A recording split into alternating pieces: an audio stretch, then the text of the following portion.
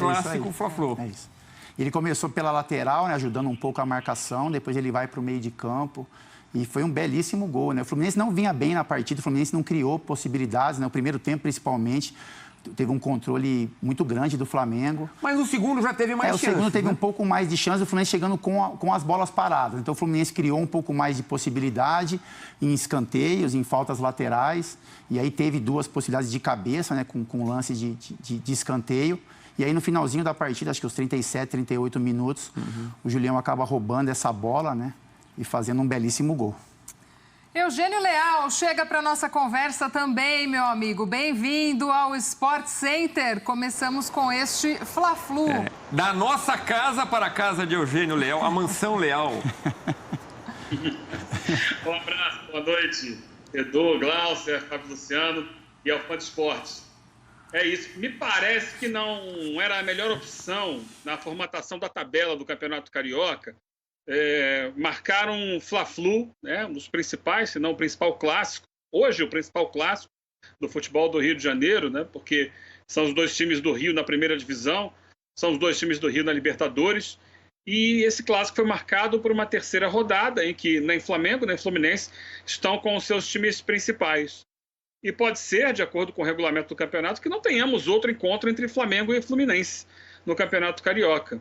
Então, não me parecia uma medida das melhores, isso esvaziou muito o jogo, né? O Flamengo ainda com o time...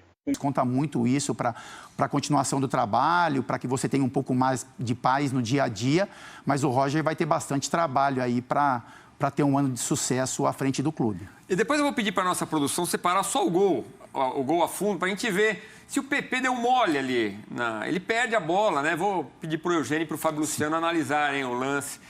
O fato é que o Igor Julião acerta um petardo. Sim. Agora, Eugênio, o Flamengo vinha de 2 vitórias, o Fluminense de 2 derrotas. Tá certo que o Fluminense vinha com outra equipe, né? Com a equipe de garotos. Mas, em termos de resultado, de recuperação para o campeonato, é espetacular, né? O que aconteceu nesta noite no Maracanã para o Fluminense. E para o Flamengo, atrapalha alguma coisa, Eugênio? Ou pelo fato de ser garotos, isso, segue em frente? Porque a gente imagina o seguinte, tem muito jogo ainda no campeonato e a superioridade, quando os dois estiverem em campo com as suas equipes principais, a gente imagina que a superioridade em relação aos demais times possa garantir que eles cheguem entre os 4, porque nesse momento não faz muita diferença chegar em quarto ou chegar em primeiro lugar, porque os 4 primeiros vão para as semifinais. Então, o objetivo é esse, para depois garantir a vaga na decisão e, consequentemente, o título.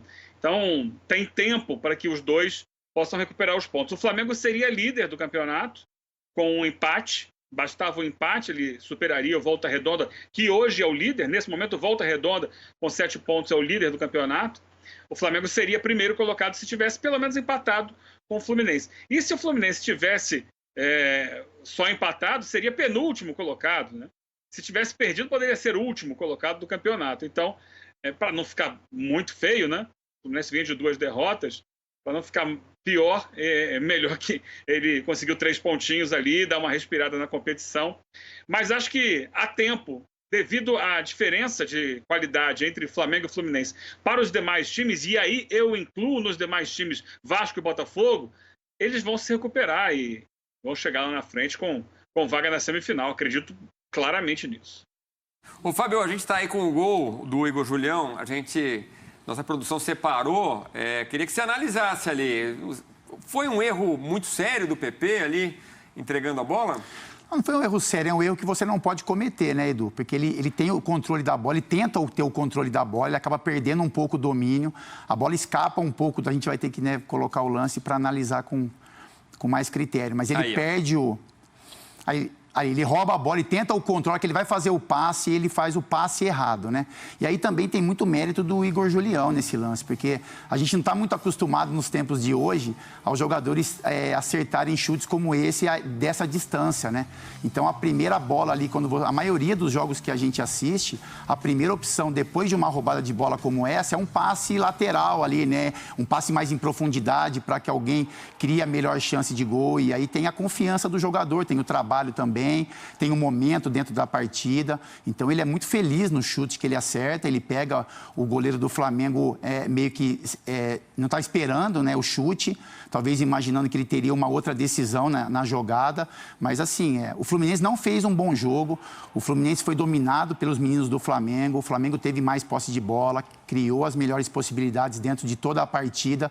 Mas, para o resultado final, mérito total ao Igor Julião, pela confiança que ele tem, pelo chute, pela precisão que ele consegue colocar na bola e um belíssimo gol, assim, né? O Fla-Flu é tão grande, um pouco esvaziado sem o torcedor, sem seus principais jogadores, mas pelo menos... Quando a bola bate no pé dele, ele dá um balão, dá um toque de 3 dedos, consegue enfiar uma bola, mas é muito pouco que ele entrega para o time, ainda mais para um time como o do Fluminense, que exige intensidade máxima, que chegou onde está, inclusive vai disputar a fase de grupos Libertadores, porque o time se entrega ao máximo em campo, porque o time é muito intenso, todos os jogadores, até os veteranos. O Fluminense tem jogadores muito mais velhos que o Ganso no elenco, como o Fred e como o Nenê. O que o Nenê corre em campo é uma festa, né? Você pode até não gostar, tem gente que não gosta, mas a temporada 2020 do Nenê com a camisa do Fluminense foi fantástica.